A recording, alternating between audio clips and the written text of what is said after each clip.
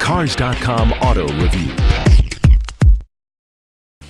Hi, I'm Mike Hanley with Cars.com. GMC's Terrain midsize SUV gets the Denali treatment for 2013 and an accompanying higher-end top price, but the bigger change and the more significant one is the newly available 3.6-liter V6 engine.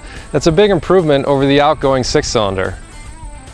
The Terrain looks significantly different than its GM sibling, the Chevy Equinox. It's got a much blockier, squared-off look to it, and you can really see it in the wheel well openings, which are square compared to the rounded wheels, which is kind of a contrast. But with the Denali model, you get a new grille. It's got this kind of circular design theme to it, and a lot more chrome trim on the outside.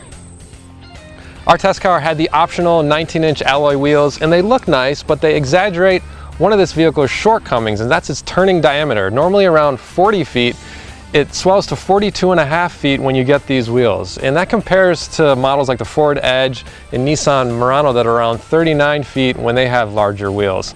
But you don't have to know the numbers when you're driving this car, because you can feel how big the turning circle is just when you're maneuvering it, trying to get into parking spaces. It's really noticeable.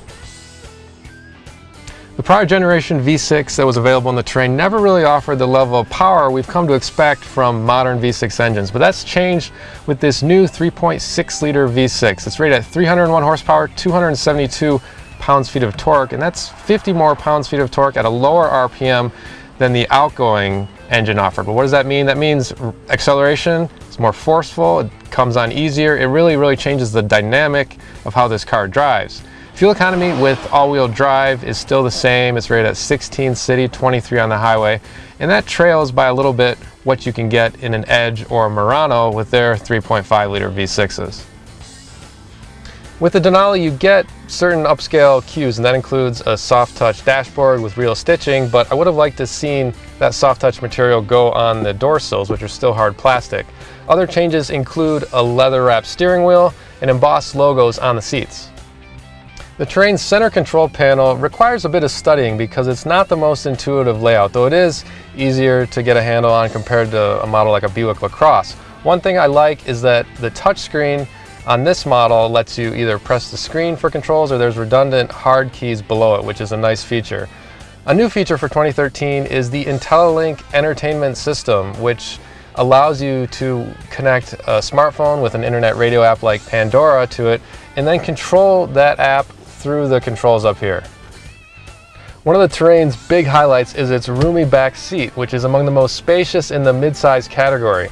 The bench slides forward and backward as one piece, and the backrest is split 60-40, and with the seat all the way slid back, there's as much legroom back here for adults as you'd find in a long wheelbase full-size sedan.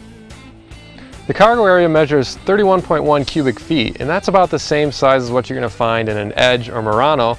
When you fold the back seat down, it increases to 63.9 feet, and I like that GMC includes this cover here, which is nice because of that sliding seat. It covers the space that otherwise cargo could fall into.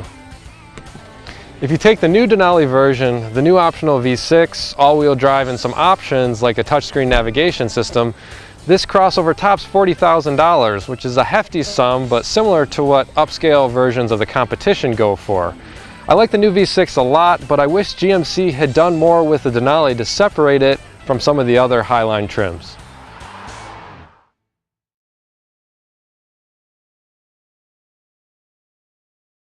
For more car-related news, go to Cars.com or our blog, KickingTires.net.